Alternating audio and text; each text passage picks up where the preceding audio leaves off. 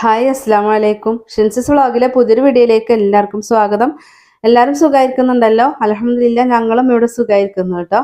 അപ്പം ഞാനിന്ന് വന്നിട്ടുള്ളത് നമുക്ക് ചപ്പാത്തിയുടെ കൂടെ പൊറോട്ടയുടെ കൂടെ ദോശ അപ്പോ എന്തിൻ്റെ കൂടെ ആണെങ്കിലും നമുക്ക് ബെസ്റ്റ് കോമ്പിനേഷൻ ആട്ടോ. ഇനിയിപ്പോൾ പുട്ടിൻ്റെ കൂടെ ആണെങ്കിലും അടിപൊളി തന്നെയാണ് കേട്ടോ ഈ ഒരു കറി. അപ്പം നമുക്കിത് ചുമന്ന കടല വെച്ചിട്ടാണ് ഞാൻ ഈ ഒരു കറി ഉണ്ടാക്കി കാണിക്കുന്നത് കേട്ടോ. അപ്പം ഇത്രത്തോളം നല്ല കട്ടി ചാറോട് കൂടിയിട്ടുള്ള ഈ ഒരു കടലക്കറി നമുക്ക് എങ്ങനെ ഉണ്ടാക്കിയെടുക്കാൻ നോക്കിയാലോ. അപ്പോൾ ഇതിൽ നമ്മൾ തേങ്ങ ഒന്നും അരച്ച് ചേർത്തിട്ടില്ല കേട്ടോ. അല്ലാതെ തന്നെ നമുക്ക് അടിപൊളിയായിട്ടുള്ള കടലക്കറി കിട്ടും. അപ്പോൾ നമുക്ക് നേരെ വീഡിയോയിലേക്ക് പോകാം. അപ്പോൾ അതിന് വേണ്ടിയിട്ട് ഞാൻ തലേ ദിവസം കുതിർത്ത് വെച്ചിട്ടുള്ള കടലയാണ്. അത് ഉപ്പും മഞ്ഞൾപ്പൊടിയും കൂടി ഇട്ടിട്ട് വേവിച്ച് വെച്ചിട്ടുള്ളതാണ് കേട്ടോ. അപ്പോൾ കടലയൊക്കെ നല്ലോണം വെന്ത് തന്നെ കിട്ടണം കേട്ടോ. എന്നാലും നമുക്ക് ഈ ഒരു കറി മസാലയൊക്കെ അതിൽ പിടിക്കുമ്പോൾ നല്ല ടേസ്റ്റ് ഉണ്ടാവുള്ളൂ കേട്ടോ. ഈ കടലയൊക്കെ കഴിക്കുമ്പോൾ കണ്ടോ. അപ്പോൾ നമ്മൾ കുറച്ചധികം സമയം തന്നെ കടല കുതിർത്ത് എടുക്കണം കേട്ടോ. അപ്പോൾ അതിന് ശേഷം നമുക്ക് വേവിച്ച് വെച്ചിട്ടുള്ളതാണ്. അപ്പോൾ ഇനി അതിവിടെ മാറ്റി വെക്കുക. അപ്പോൾ നമുക്ക് ഇതിലേക്ക് വേണ്ടിയിട്ടുള്ള മസാലയും അരപ്പും ഒക്കെ ഒന്ന് റെഡിയാക്കി എടുക്കാം കേട്ടോ. അപ്പോൾ അതിന് വേണ്ടിയിട്ട് ഞാൻ ചീനച്ചട്ടി വെച്ച് കൊടുത്തിട്ടുണ്ട്. അപ്പോൾ ഇതിലേക്ക് ഞാൻ ചേർക്കാൻ പോകുന്നത് ഇതാ ഒരു വലിയൊരു സവോളയാണ് കേട്ടോ. അത്യാവശ്യം വലിയൊരു സവോളയാണ്. അത്രയും കടലേക്ക് കുറച്ച് കറി കൂടുതൽ ഞാൻ ചെയ്യുന്നുണ്ട്. അതുപോലെ 2 ചെറിയ തക്കാളിയാണ്. ചെറുതായതുകൊണ്ടാണ് 2 എടുത്തത് കേട്ടോ. അപ്പോൾ അത് രണ്ടും കട്ട് ചെയ്ത് വെക്കുന്നുണ്ട്. സവോള വളരെ കനം കുറച്ചിട്ടൊന്നും അരിയേണ്ട ആവശ്യമില്ല. നമുക്ക് മിക്സിയിലൊന്ന് കറക്കി എടുക്കാനുള്ളതാട്ടോ. ഇനി ഇതിലേക്ക് കുറച്ച് വെളിച്ചെണ്ണ ഒഴിച്ചു കൊടുത്താൽ മതി കേട്ടോ. അപ്പോൾ അതിലേക്ക് ഞാൻ വെളിച്ചെണ്ണ ഒഴിച്ചു കൊടുത്തിട്ടുണ്ട്. ഒരു 2 ഗ്രാമ്പ്, അതുപോലെ 2 ഏലക്ക, ഒരു കുഞ്ഞു കഷ്ണം കറുവപ്പട്ട. അപ്പോൾ ഈ കറുവപ്പട്ട വളരെ കനം കുറഞ്ഞിട്ടുള്ള ഒരു തൊലി ഭാഗം ആയതുകൊണ്ടാണ് കേട്ടോ ഞാൻ 3 കഷ്ണം ചേർത്തിട്ടുള്ളത്. അപ്പോൾ നിങ്ങൾ നല്ല കറുവപ്പട്ട നല്ലതാണ്, കുറച്ച് കട്ടിയൊക്കെ ഉള്ളതാണെന്നുണ്ടെങ്കിൽ ഒരു കുഞ്ഞു പീസ് ചേർത്താൽ മതി. അതല്ല എന്നുണ്ടെങ്കിൽ ഈ പട്ടയുടെ ഒക്കെ ഒരു കുത്തൽ വരും കേട്ടോ.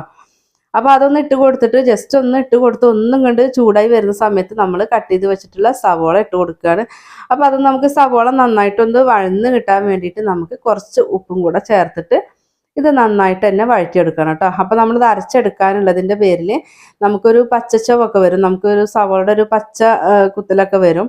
അപ്പോൾ അത് മാറാൻ വേണ്ടിയിട്ട് നല്ലോണം തന്നെ വഴന്ന് കിട്ടണം കേട്ടോ. എല്ലാ സവോളയും നല്ലപോലെ തന്നെ വഴന്ന് കിട്ടണം അതിൽ. അപ്പോൾ ഇതാ നല്ലോണം ഒന്ന് വഴറ്റിയെടുക്കാൻ കേട്ടോ. അപ്പോൾ അതിലേക്ക് ഞാനത് 2-3 കറിവേപ്പിലയും കൂടെ ചേർത്ത് കൊടുത്തിട്ടുണ്ട്. അപ്പം അരക്കുന്നതിൽ നമുക്ക് ഇത്ര മതി കേട്ടോ. പിന്നെ നമ്മൾ വറവിടുമ്പോഴും കറിയിലൊക്കെ ചേർക്കുന്നതല്ലേ. അപ്പോൾ അതുകൊണ്ടാണ്. പിന്നെ അത് ഈ ഒരു പാകമായി കിട്ടണം കേട്ടോ സവോള. അതുവരെ നല്ലോണം മീഡിയം ഫ്ലെയിമിൽ ഇട്ടിട്ട് തന്നെ നല്ലോണം വഴറ്റിയെടുക്കുക തന്നെ വേണം കേട്ടോ. അതിലേക്ക് നമുക്ക് കട്ട് ചെയ്ത് വെച്ചിട്ടുള്ള തക്കാളി ചേർത്ത് കൊടുക്കുകയാണ്.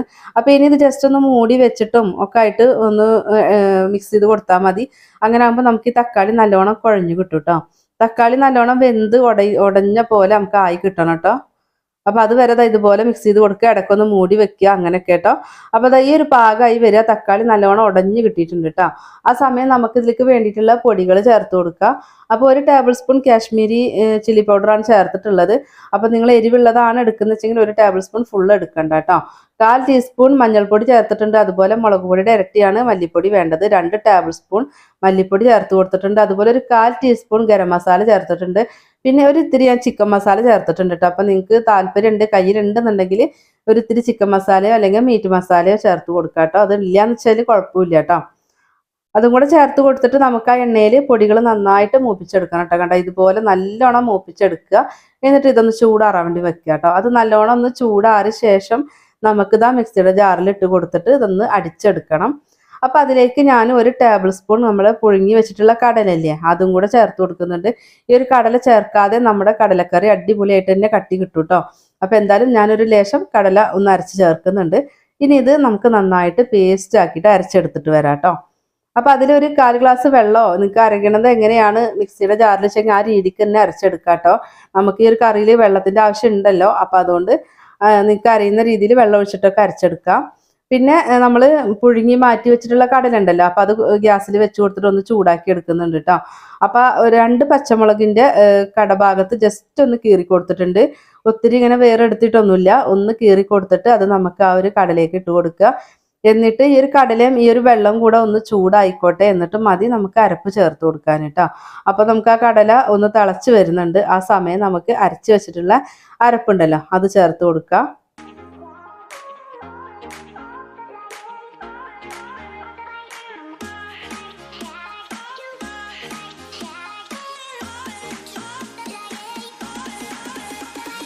അപ്പം മുളക് പൊടി എടുക്കുന്ന സമയത്ത് ഒന്ന് ശ്രദ്ധിച്ചാൽ മതി. നിങ്ങൾക്ക് നല്ല എരിവുള്ള മുളക് പൊടി ആണെങ്കിൽ 1 ടേബിൾ സ്പൂൺ മുഴുവനായിട്ട് ചേർക്കണ്ട കേട്ടോ. പിന്നെ ഇതിന് പകരം നിങ്ങൾക്ക് 1/2 ടീസ്പൂൺ കാശ്മീരി ചില്ലി പൗഡറും 1/2 ടീസ്പൂൺ എരിവുള്ളത് വേണമെങ്കിൽ അങ്ങനെയും ചേർത്ത് കൊടുക്കുക കേട്ടോ. അപ്പോൾ ഇനി ഞാൻ ആ മിക്സിയുടെ ജാറിൽ കുറച്ച് വെള്ളം ഒഴിച്ചിട്ട് നമുക്ക് അതൊന്ന് കഴുകി ഒഴിച്ചിട്ടുണ്ട്. പിന്നെ നമുക്ക് കറിക്ക് ആവശ്യമായിട്ടുള്ള വെള്ളം ഒഴിച്ചു കൊടുത്തിട്ടുണ്ട്. ഇനി ഇതൊന്ന് മിക്സ് ചെയ്ത് കൊടുക്കുക, ഉപ്പ് ചെക്ക് ചെയ്ത് നോക്കുക. എന്നിട്ട് നമുക്കിത് നല്ലോണം ഒന്ന് തിളയ്ക്കാൻ വേണ്ടി വെക്കുക കേട്ടോ. വിസിലൊന്നും അടുപ്പിക്കണ്ട കേട്ടോ, ഒന്ന് മൂടി വെച്ചാൽ മതി. നല്ലോണം ഒന്ന് തിളക്കട്ടെ. ആ ഒരു കടലയും അതുപോലെ നമ്മൾ ചേർത്ത മസാലയും കൂടിയിട്ട് നല്ലോണം ഒന്ന് തിളച്ച് കിട്ടണം കേട്ടോ. എന്നാലേ നമ്മുടെ കറി സെറ്റായിട്ട് വരുള്ളൂ കേട്ടോ. അപ്പോൾ അത് കണ്ടില്ല, നമ്മുടെ ആ ഒരു കടലയിൽ നല്ല മസാലയൊക്കെ പിടിച്ച് കണ്ടില്ലേ, കറി ഒന്നുകൂടെ ഒന്ന് വറ്റി നല്ല കട്ടി ചാറോട് കൂടിയായിട്ട് കിട്ടിയിട്ടുണ്ട് കേട്ടോ. അപ്പോൾ ഇതൊന്ന് നമ്മൾ ഈ അരപ്പ് ചേർത്തതിന് ശേഷം ഇതുപോലെ ഒന്ന് തിളപ്പിച്ചെടുക്കണം കേട്ടോ. അത് മറക്കരുത്, മൂടി വെച്ചിട്ട് തന്നെ തിളപ്പിച്ചെടുക്കുക കേട്ടോ. കണ്ടല്ലോ, അപ്പോൾ നമ്മുടെ കറിയൊക്കെ അടിപൊളിയായിട്ട് തന്നെ ആയിട്ടുണ്ട്. അപ്പം ഞാൻ ഫ്ലെയിം ഓഫ് ചെയ്യാണ് കേട്ടോ. ഈ ഒരു പാകത്തിലാണ് ഞാൻ ഉണ്ടാക്കിയെടുക്കുന്നത്. നിങ്ങൾക്ക് ഒത്തിരി കറി വേണമെന്നുണ്ടെങ്കിൽ അതിനനുസരിച്ചിട്ട് ചേർത്ത് കൊടുക്കുക കേട്ടോ. അപ്പോൾ ഇനി നമുക്ക് കുറച്ച് വെളിച്ചെണ്ണ ഒഴിച്ച് കൊടുക്കാം. നമുക്ക് ഈ കറി ഒന്ന് വറവിടണം, അതിന് വേണ്ടിയിട്ടാട്ടോ. അപ്പോൾ അതിന് വേണ്ടിയിട്ട് ഞാൻ കടുകും കറിവേപ്പിലയും മാത്രമേ ഇട്ട് കൊടുക്കുന്നുള്ളൂ. നിങ്ങൾക്ക് താല്പര്യമാണെങ്കിൽ തേങ്ങാക്കൊത്തൊക്കെ ഇഷ്ടമുള്ളവരുണ്ടാവുമല്ലോ, അപ്പോൾ അവർക്ക് ഇതുപോലെ 2 ടേബിൾ സ്പൂൺ തേങ്ങാക്കൊത്ത് എടുത്തിട്ട് നമ്മൾ ഈ കടുകൊക്കെ മൂപ്പിച്ചിടുന്നതിൽ ഒന്നിട്ട് മൂപ്പിച്ചിട്ട് നമുക്ക് വറവൊഴിക്കാൻ പറ്റും കേട്ടോ. അപ്പോൾ എല്ലാവർക്കും തേങ്ങാക്കൊത്ത് കറിയിൽ നിന്ന് ഇങ്ങനെ കഴിക്കുന്നത് ഇഷ്ടമില്ലാത്തവരുണ്ടാവും. അപ്പോൾ അങ്ങനത്തെ ഒരു ചെയ്യേണ്ട. അപ്പോൾ ഇവിടെ വലിയ താല്പര്യം ഇല്ലാത്തതുകൊണ്ടാണ് ഞാൻ ചെയ്യാത്തത് കേട്ടോ. ഇഷ്ടമുള്ളവരാണെങ്കിൽ നിർബന്ധമായിട്ടും അങ്ങനെ ഒന്ന് ചെയ്ത് നോക്കൂട്ടോ. സൂപ്പറാണ്, കടലക്കറിയിലും ഒക്കെ നമുക്ക് അങ്ങനെ കിട്ടുമ്പോൾ. അപ്പോൾ കടുകും കറിവേപ്പിലയും മാത്രമാണ് ഞാൻ ഇട്ട് കൊടുക്കുന്നത് കേട്ടോ. അപ്പോൾ കടുകൊക്കെ ഒന്ന് പൊട്ടി വന്നിട്ടുണ്ട്, കറിവേപ്പില ഇട്ട് കൊടുത്തിട്ടുണ്ട്. ഇനി നമുക്കിത് കറിയിലേക്ക് ഒഴിച്ചു കൊടുക്കാം.